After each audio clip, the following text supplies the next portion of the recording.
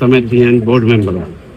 നോർക്ക ചെയർമാനായിരിക്കുന്ന സമയത്ത് ഇന്ന് അദ്ദേഹം വൈസ് ചെയർമാനായിരുന്നു. അപ്പോൾ അങ്ങനെ അദ്ദേഹവുമായി സ്മാർട്ട് സിറ്റി കാര്യങ്ങളൊക്കെ അടുത്തിടപഴകാനുള്ള സാഹചര്യവും അദ്ദേഹത്തെ പറ്റി മനസ്സിലാക്കാനും അദ്ദേഹത്തിൻ്റെ ദീർഘദൃഷ്ടിയെക്കുറിച്ച് നേരിട്ട് മനസ്സിലാക്കാനുള്ള സാഹചര്യം എനിക്കുണ്ടായിട്ടുണ്ട്.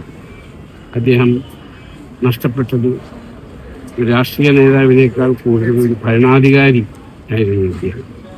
He was chief minister who worked hard for the state and also for the country.